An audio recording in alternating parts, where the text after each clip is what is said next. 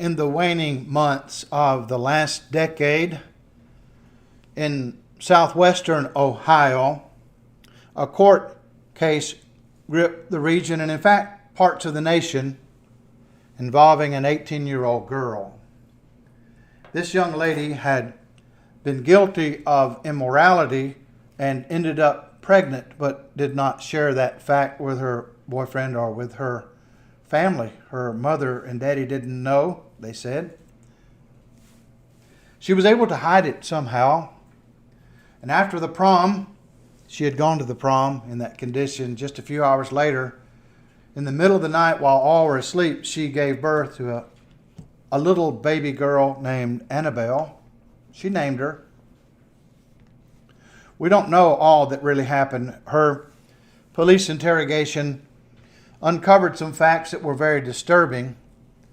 It appeared that little Annabelle didn't survive very long after this birth. To hide what had happened, the young lady dug a hole in the backyard and buried the baby. Well, when this was found out, she was called to give an account. And the investigators did try to get to the bottom of it to learn just exactly what was the cause of death. It appeared it involved at least this much. The young lady had had no prenatal care, had not told anyone, had done nothing to prepare to have this child, didn't do anything once the baby was born to take care of it. So at the very least, it was negligence, and the baby died. There could have been more. So that was that dispute, the issue at heart, and it's still hard to know. The judge, in her sentencing, really cut her a lot of slack. He scolded her severely, and he scolded her on this basis, saying, "You have got to learn, young lady, we've all got to learn the preciousness of human life." We're talking about a human life. A baby that was born into the world that depended upon its mother, her mother, and you did not take care of her. To paraphrase the judge's words, then she got a light sentence. There was a great thinker who's been influential in our time who said many years ago, that it appears that infanticide, the killing of a baby, mother's willingness to commit that act, is ingrained in our genetic makeup. He didn't use that terminology. He said it was selected for by natural selection. His idea was evolution. And he said, and they do so, many of them have done so through all cultures without reproach. In other words, this is just a common thing. It's you can't really say it's wrong because it wouldn't be there, it wouldn't happen. This behavior wouldn't occur over and over again if it were not for the fact that nature says that's a good thing in the long run for the survival of the species, the human species. That man was Charles Darwin. Please, do not insult our intelligence. We ask of the intelligentsia who want to deceive us about Darwin's true implications and his realization of the implications of his theory that he was never a social Darwinist. Of course he was. Social Darwinism is a term that used to be used more, and it's now twisted. It's got a meaning that it never had originally. The idea of social Darwinism is to take the evolution theory. We came from nothing for no real purpose. We were not perceived in the mind of a God who has always been, because there is no God. That's the assumption behind Darwinism. And therefore, whatever happens is just circumstances of nature, the chemistry of nature working itself out. This means that ultimately we couldn't say any action is wrong of itself, or any action or thought or motive right of itself. It just is. It just biologically is a fact. It just happens. Social Darwinists of the latter part of the 19th century had sometimes invoked Darwin's idea of it's a dog-eat-dog world, survival of the fittest, to go back to Adam Smith's Wealth of the Nations idea of laissez-faire, government hands-off, allowance of the free market, and dog-eat-dog in the market, and I'll stomp you before you stomp me economically, and I can justify that as survival of the fittest. So they call social Darwinism right-wing. Really? That is to beat all meaning out of language. To describe social Darwinism as right wing. Oh, well, it was the free market factor, you see. Well, you see, there were many more implications. Margaret Sanger took some of those implications. Early in the 1920s and 30s in the United States, she crusaded for the right of a woman to abort her baby. Based on the idea, also infanticide would be okay too, based upon this theory, because it's evolutionism gone to seed. She was a Darwinist. Some of her ideas in the eugenics movement, you've heard of that. Eugenics is the idea of selecting which ones are worthy to live and which ones need to be taken away from society and not reproduced because they would make our genetic makeup inferior in the long run. You know that idea? She took those ideas and pushed them, and then there were people across the ocean who were reading that, like Adolf Hitler. And it just fit his ideas perfectly. Hitler once said in some of his letters that he thought Christianity was the worst thing that ever to come to Germany.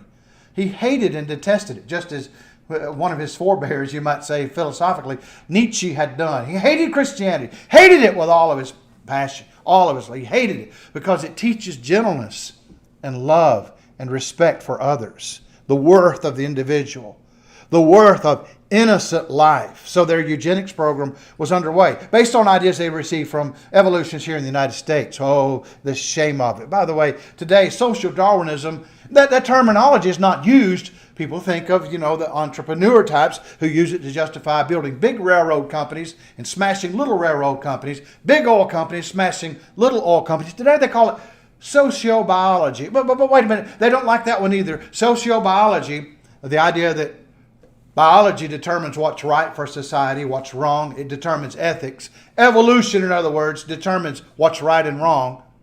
That's been now replaced by evolutionary psychology. Evolutionary psychology. It's just another catchphrase to refer to the same old idea. We got here by accident. There's no real reason we're here. So what is right is what we do, what we decide to do. A few years ago, some scholars came out with the defense of rape, forced sexual coercion, especially on the part of males, but based on Darwinism. In other words, it is so persistent, it happens so frequently, obviously nature selected for it. There are certain good things about this trait. So if you can't win her over with flowers and candy, as one had said before, force her. And they wrote a book on that, by the way. And they went out on public broadcasting system radio to advocate this idea. And it was the logical consequence. Think about it. It's the logical consequence of Darwinism, of evolution theory, of atheism. It follows logically. And they saw that and they said, well, you can't think otherwise. That has to be the case.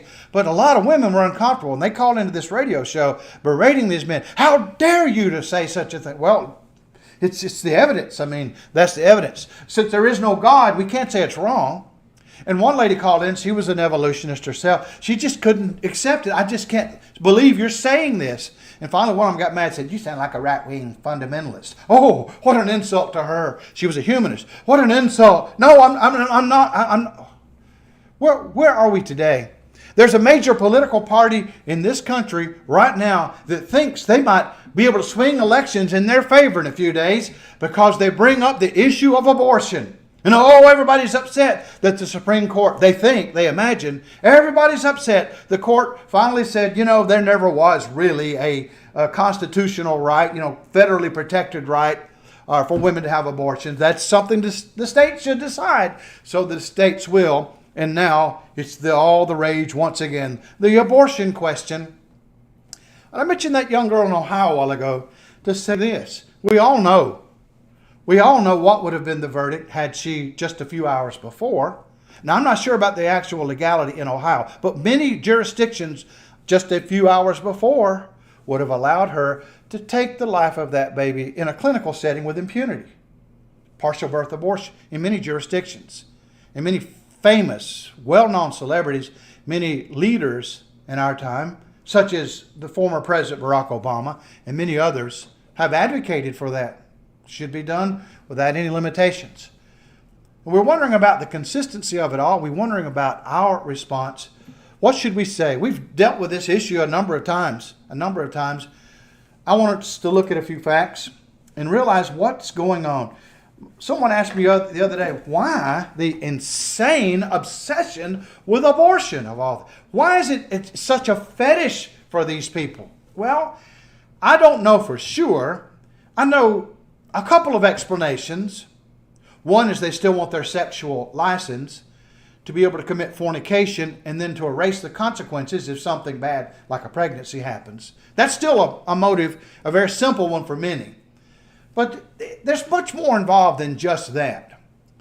There's also involved this volleyball of ideas that we're knocking across the net back and forth. The right and the left in our country, culturally and morally speak, even politically. And this volleyball it's a touchstone proposition. It's an epitome of an overall worldview.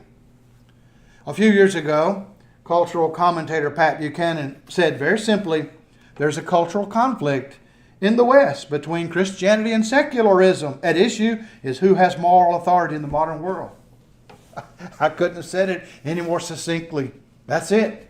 Who has the right to say what's right and wrong? Do the churches? Does the Bible? Or the eggheads who are in our universities and the people who now control Congress or who control our courts? And the White House, maybe. Who decides? That's an issue. And they see if any erosions whatsoever would occur in their so-called right or liberty for abortion, they see that those erosions would take place from the standpoint of another view, cultural view or social view that says it's wrong objectively to do that. And you see, that's what they reject.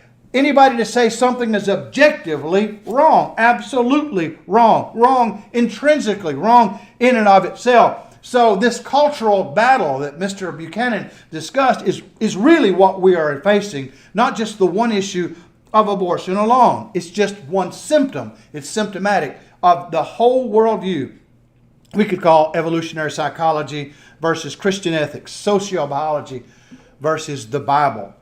We have often said there are two basic ways people today view moral issues. One is relativism, the other is objectivism. Relativism or objectivism. Now you can use different terms, and you can define these terms in various ways, but they all boil down to meaning basically the same thing. Relativism says there's no real wrong, there's no real right. It's all relative to the individual. Or they may modify it to say it's relative to a group of individuals. Which group? Well, the most educated group. The group with the most influence, with the most power to get things done in society. So ultimately it would fall upon the cultural elites. That's what relativism is in our time. Then the other point of view is objectivism. It exists objectively out there, whether I know it or not. Right and wrong is a real thing. And it can only exist in the mind of an eternal being.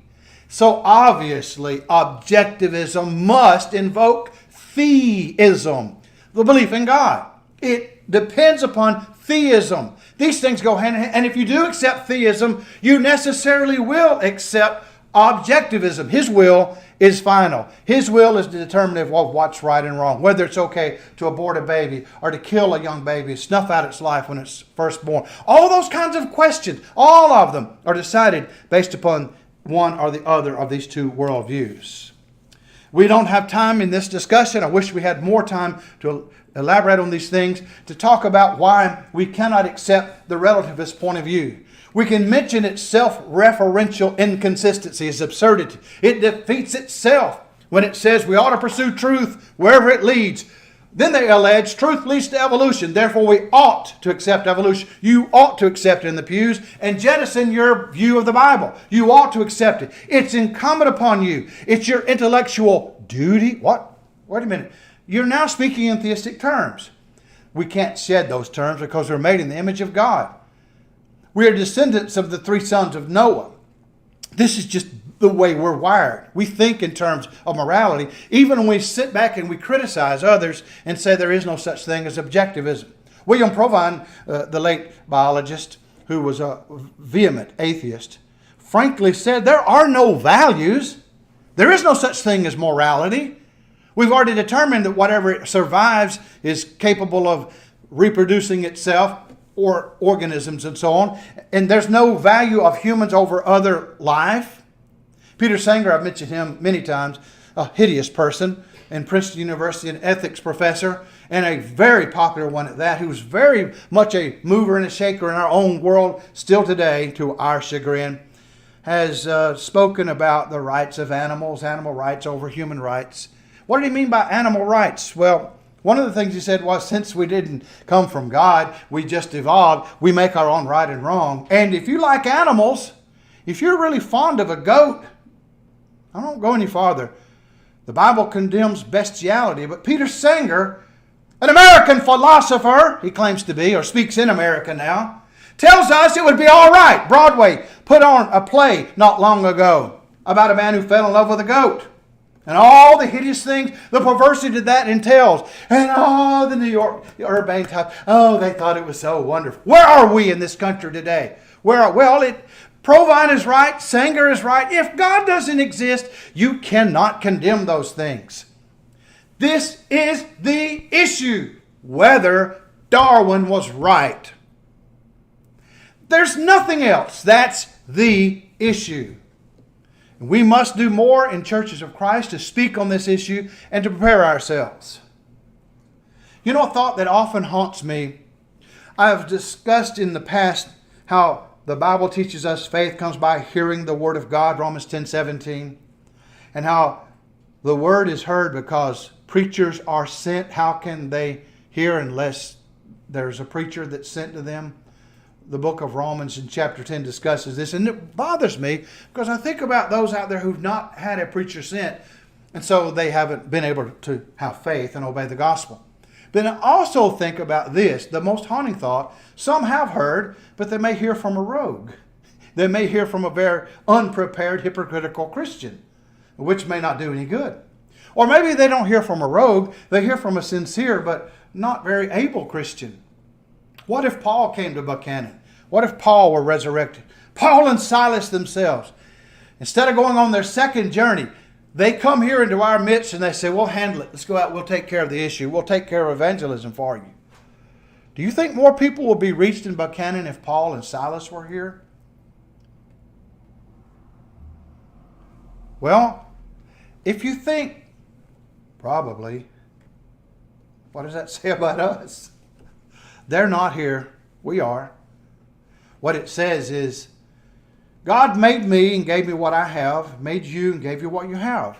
He gave us our life circumstances, our education, but He also gave us our free will to decide to improve upon those things and to acquire the skills and the knowledge we need to approximate, we'll never be anything like Paul, but to approximate the ability of an Apostle Paul. Again, we don't fancy ourselves ever to reach that, but if we could just get closer, could we reach more? So I mentioned that in connection with this whole problem of evolution. We must apprise ourselves of the information that's readily available to show this world is the product of the divine mind, not of Darwinian evolution. Those are the issues. And this is what's wrong with our culture. Look at how many decades and generations now Darwinism has been forced upon our children in the schools. So many anecdotes, so many examples of young people who grew up in Christian homes. By the time they're 15 to 16 to 18, they've rejected everything they were taught. They've now become dyed-in-the-wool evolutionists. Why? Well, my biology teacher explained it all to me. I couldn't argue with the facts as I saw them. My parents were wrong. My son's school teacher was wrong. She or he, they just didn't really prepare themselves. But my teachers in school, they're smart. They're well educated. They know their stuff, so I'm going to go with that. This has happened time and again. One brother said, this is why we're losing our young people in the churches of Christ. They don't see Christianity as true anymore. Doesn't take an Einstein to figure that one out. What does the Bible say, by the way? While we're at it, while this has become a hot button issue once more politically, we didn't think we'd see it this way, but the left wants to make it that. Let's just see what the Bible actually does say. For those who still say they are some sort of reverend of a church, some sort of pastor of a church, as they use that terminology, a preacher in a congregation, and as they say that they believe the Bible's the Word of God, well, let's just see if they could justify their endorsement of abortion. And they do. They vote for it. They push the agenda.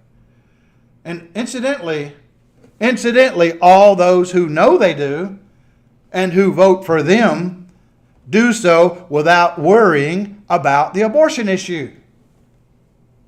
How else could it be? There are other issues, yes, but that is a major issue. The Bible says in Genesis 1 verse 27, at the very beginning, where we're made in the image of God as humanity. This is what gives us our value as a human. This is why we are intrinsically valuable. Pretty boy Trudeau, they say up in Canada now, the tyrant, has decided that it's not enough for a child to be left alone when the child wants to commit suicide. Doctors should be allowed to do so. And it's not enough just to let doctors do so. The parents have no say in the matter. For a mature minor, whatever that is, Mr. Pretty Boy, what is a mature minor? Well, that's a pretty good sliding scale. It could probably go pretty low chronologically in their age. So Pretty Boy's come out now and made Canadians have to accept this. If your child is sad, Tucker Carlson spoke about this. This is my information the other day. I haven't done much research other than that. If your child is depressed and your child wants to end it all, the doctor can do it. In other words, the doctor can participate in, well, it's the murder if a third person, if a other person is involved, it's murder. According to every classic definition of murder ever in the history of man. It goes against everything physicians were ever taught ethically they should or should not do. And you parents have no say. Well, we're in a bad situation. That's just north of our borders, not that far. Some say it's closer from Bristol, Tennessee to Ontario than it is from Bristol to Memphis. I think that's right geographically. That tells us how close this is. And those things there will soon be with doctor-assisted suicide's already an issue in places like Washington State and Oregon. Well, what would make that wrong? Is it wrong? Well, we say Genesis 1:27 says man is made in the image of God. Now, I couldn't figure this out, but God certainly wants me to know. Here's the implication of that. Why did you say that, Lord, through Moses in Genesis 1:27? Well, Genesis chapter 9 and verse 6, as we've looked at several times recently, whosoever sheds man's blood, by man shall his blood be shed. For in the image of God made he man. So there's the reason why he tells us we're made in his image. There's an ethical consequence, a moral consequence that follows from that. Human life is valuable and is to be protected. Proverbs 6:16 and 17 was read earlier for us by Brother Jesse. God hates the hands that shed innocent blood. This is why we speak of the right to life as an inalienable human right. This whole idea of rights and equality gets discussed and distorted so much today. Our forefathers said, since we're made by a creator, we've been endowed by a creator with certain unalienable rights. Life, liberty, and the pursuit of happiness. Life is a right we possess by virtue of our humanity. Not by virtue of our skills or our talents or our ability to contribute. Many who are conservatives today must be very careful and toe the line here, because they want to point out that what today is known as egalitarianism, we used to call that equality, but now egalitarianism has a certain different nuance. What's today, or what was even back to the French Revolution called equality, egalitarianism, is that there should be equal outcomes for everybody should have the same amount of money. You shouldn't be a hard worker and make more money than I do where I'm languishing. I go deer hunting and fishing all the time and I can't pay my bills because I don't work regularly. You work your head off. You get up early in the morning. You study in school for years. You make a lot more money than I do. That's not fair. I need to get some of yours. So an egalitarian government comes in and forcibly takes it by taxation from the hard worker and gives it to the ne'er-do-well. And of course, we would say that's not a biblical Christian point of view. That approach is not right. But when we say that and we speak of a meritocracy, a government based on merit and an economy based on merit, we must be careful not to forget there is an equality. Jesus himself had spoken of, he does not endorse the aristocratic ideal. He spoke about how in Matthew 23 and verse 9, we are not to call any man our father upon the earth. We're all brethren. We're all equal. This doesn't mean that I can do what you do. You're much better at what you can do than I can do. Most of you are better at just about anything. You can do all kinds of things I'll never be able to do. You know much more on many subjects than I'll never know. That's not what that means. When he says we're all brethren, it means in terms of our rights, basic fundamental rights before God, we are brethren. There's no big I and little you. He's the pastor. He should be called father or reverend. No. he's just a brother.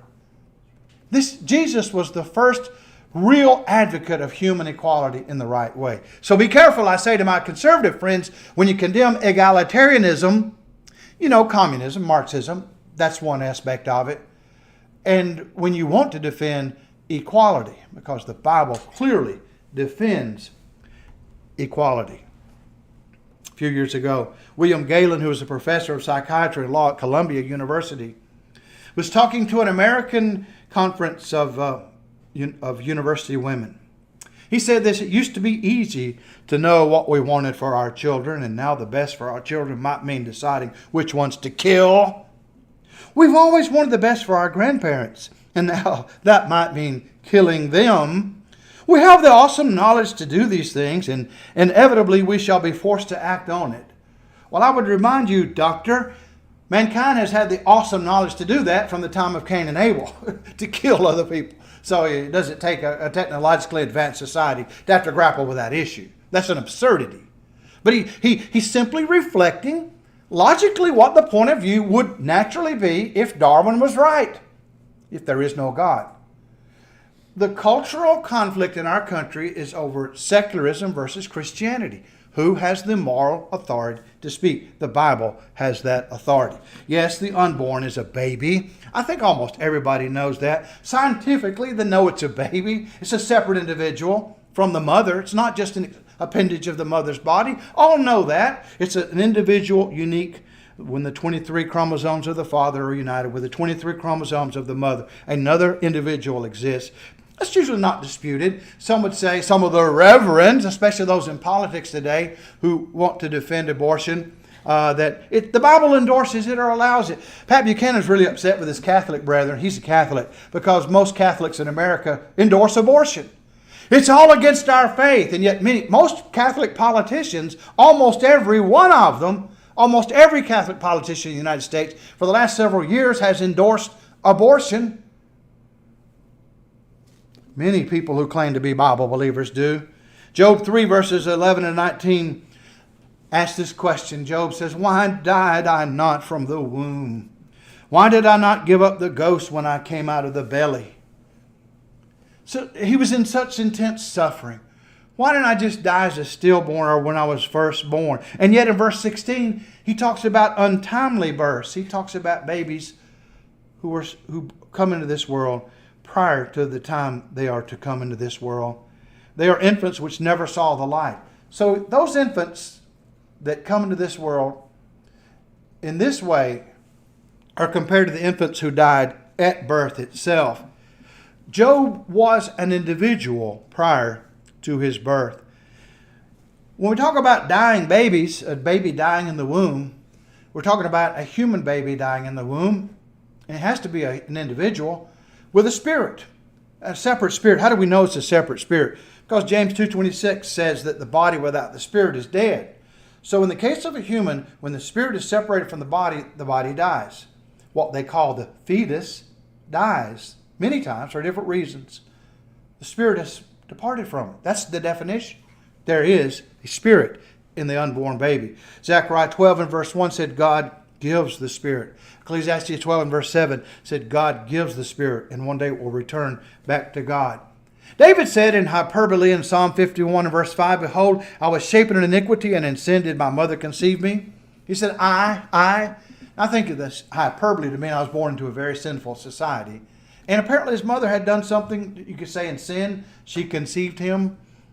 But he considered himself an I, even prior to his birth, an individual. "For thou hast possessed my reins," David said in Psalm 139, verses 13 down to 15. "Thou hast covered me in my mother's womb. I will praise thee, for I am fearfully and wonderfully made. Marvelous are thy works, and that my soul knoweth right well. My substance was known to thee when I was made in secret, curiously wrought in the lowest parts of the earth." A figure of speech for the time of his gesticulation in his mother's womb. He was a thing then. He was a person, not just a thing. He was actually a human individual. So his humanity was not tied to the very moment of his birth. It existed prior to his birth. Ecclesiastes 11 and verse 5 points this out in the Revised Standard Version. It says, as you do not know how the Spirit comes to the bones in the womb of a woman with child, so you do not know the work of God who makes everything. And we don't understand that, but we accept it by faith that it happens. And Jeremiah the prophet heard these words from God in Jeremiah 1 and verse 5. Before I formed thee in the belly, I knew thee. And before thou camest forth out of the womb, I sanctified thee and I ordained thee a prophet unto the nations. Not just a blob of protoplasm, a piece of tissue. He was a prophet in the making. He was a unique person. We call them a baby. Of course, the clinicians like to use the term fetus. It sounds more clinical, sterile. We still call them a baby, an unborn baby, because the Bible does. Luke chapter 1, verses 39 all the way down to 44 has a long context about Mary visiting her cousin Elizabeth. Elizabeth was with child John the Baptist. And when Mary came, who also was with child, Elizabeth said the babe leaped in her womb. So this is called the brephos, the unborn child. That's the Greek term, brephos. But it's also the term that's used later for the baby in the manger, baby Jesus. Luke chapter 2 and verse 16, brephos. So what I'm saying is simply this. The New Testament in Greek uses the same word to refer to a baby, whether born or unborn. So there's much here. We don't have to go into all the argumentation. This has been rehashed for decades. We just go back and remind ourselves that if we take this book as the word of Almighty God, then we know that abortion is wrong. But it's wrong for a bigger reason than just the sanctity of human life, as important as that is. It's wrong for the reason God teaches it is. And the whole issue is, do we respect God's view or man's view? That's the issue before us. How do we make changes? Well, the first thing we do is start right here in this community. We're here and we have influence here. If we could convert a number of people here to the truth in this vicinity, that would be a major effort. And then from here, we could branch out to the rest of the county and the region of West Georgia, East Alabama, and finally the Southeast. There's just so many ways we can imagine the spreading of the word starting here. I was thinking, I don't know why this occurred to me just before coming into the pulpit, and I don't normally speak personally like this. I don't want to, but one of my daughters, when she was in high school, had friends in school, and asked her friends to go to church with her. What a novel idea. Why don't you come and visit with us at church? Are you going anywhere now? No, not much. Well, come with us. Okay. Betty went by and picked this young lady up, and then eventually the young lady obeyed the gospel. Her sister obeyed the gospel, her mother, her family. Several people in the church now here in this area are members of the church because of the simple request, why don't you go to church with me? Think about what you can do. You is just one. What you can accomplish just with a simple invitation. Think of what we can do, all of us, brethren. We've got family members to reach. We've got acquaintances at work, neighbors, people in school with us. We've got people we can reach, and reach them we must. This morning, if you're subject to the gospel call to obey the gospel and to be baptized for the remission of your sins, we would urge you, don't delay. If you're an erring child of God, if I'm a negligent person in the church and I need to ask for the prayers of the church on my behalf, that I will have more courage and more zeal to do what I must do, this would be a good time for all of us to pray for you. We'd be praying for ourselves too in that very same regard. Whatever your need is, let us know about it while together we stand and sing.